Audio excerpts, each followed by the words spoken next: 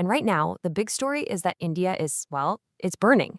But this isn't just another heat wave. It's the first real warning sign of a massive global climate event, the likes of which we haven't seen for over 140 years. Okay, so take a look at this. On April 21st, 2026, something pretty alarming happened. This map shows you the hottest places on Earth for that single day. See a pattern? If you were looking for the planet's heat epicenter, you really wouldn't have to look very hard. It was pretty much all in one country. I mean, the scale of this is just staggering. 19 out of the top 20 hottest cities on the entire globe were all in India. We're talking temperatures soaring to a blistering 44 degrees Celsius. That's about 111 degrees Fahrenheit. Just unbelievable.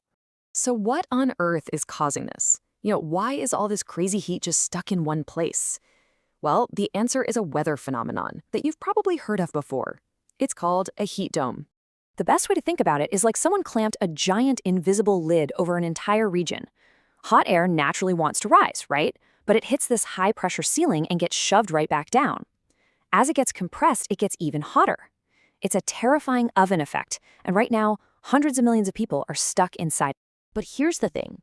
This heat dome, it's really just a local symptom of a much, much bigger climate engine that's firing up thousands of miles away out in the Pacific Ocean. And this is where a local heat wave turns into a truly global story.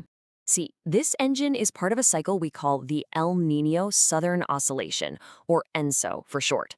Now, during its warm phase, which we call El Niño, the normal winds that blow across the ocean weaken. This lets a huge mass of warm water literally slosh back across the Pacific, and that one change is enough to completely scramble weather patterns across the entire globe. And when that warming goes into overdrive, when the ocean surface temperatures climb at least 2 degrees Celsius above the average, it gets a whole new name, a Super El Niño. An event so powerful, it can basically rewrite the planet's climate for years to come. And this is the forecast that has scientists so worried. The climate models are pointing to a super El Niño for 2026 that could be the strongest one we've seen in over 140 years. In fact, it might even rival the catastrophic event of 1877. To really get a handle on what that means, we actually have to look back. We have to rewind the clock to the last time a super El Niño of this magnitude hit the planet. The year was 1877. That super El Niño in 1877 kicked off what historians call the Great Global Famine. And the high-end estimate for the death toll, it's just mind-boggling, up to 60 million people. It was a full-blown planetary catastrophe. This wasn't a regional problem, a bad harvest in one place. It was a simultaneous global crop failure. Devastating droughts hit India, China, Brazil, and parts of Africa all at the exact same time. It killed an estimated 3 to 4% of the world's entire population. Now, here's what's really fascinating and frankly deeply alarming about the 2026 forecast. It's not just about the raw power of the El Niño itself. It's about the world that it's about to arrive in. A world that is much, much warmer than it was back in 1877. This quote just sums it up perfectly. In 1877, the planet was, for all intents and purposes, healthy. The El Niño was like a sudden, acute illness. But today, our planet is already running a chronic fever from climate change. This super El Niño is going to be a second acute fever laid right on top of it. And you can see that chronic fever right here on this chart. It shows it in stark detail. The world is already consistently about 1.2 degrees Celsius hotter than it was before the Industrial Revolution, which means it's that much hotter than it was back in 1877. So here's the crucial takeaway. When you put these two events side by side, even if the ocean warming in 2026 is a little less intense than 1877, our starting line, that baseline global temperature, is already 1.2 degrees higher. It means every heat wave, every drought is going to be amplified right from the get-go. So what does this fever on a fever actually do? Well, it's going to have devastating ripple effects across our totally interconnected world. And all starts with the most fundamental thing we all need: food. For a country like India, where almost half the farmland depends entirely on the monsoon rains, the projections are just grim.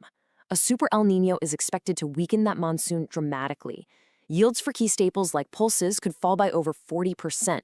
Rice could plummet by 35%. And look, a farm crisis of that size never just stays on the farm. It cascades through the whole economy. You're talking about massive food inflation, wiping out millions of workdays for people in rural areas, and it could shave over 2% off India's entire GDP growth. And these impacts, of course, they don't stop at the border.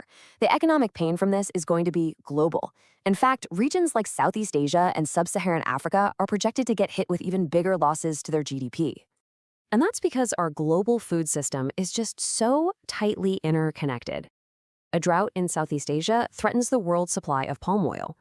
A food crisis in Africa impacts cocoa. Floods and droughts down in South America hit our coffee and soy supplies. All of it happening at once. The big risk here is a global food price spike of anywhere from 15 to 30%. So let's just put this all together, right? We've got a historic Super El Niño on the horizon, and it's set to hit a planet that's already supercharged with heat. We know the initial impacts on India's agriculture will be severe, but those economic shockwaves, they're going to be felt everywhere, threatening our food supplies and pushing millions of people toward poverty.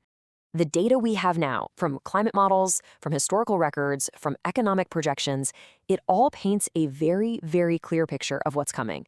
In 1877, the world was basically flying blind into a catastrophe. Today, we can see it coming. Which leaves us with one final urgent question. Is having the data actually going to be enough?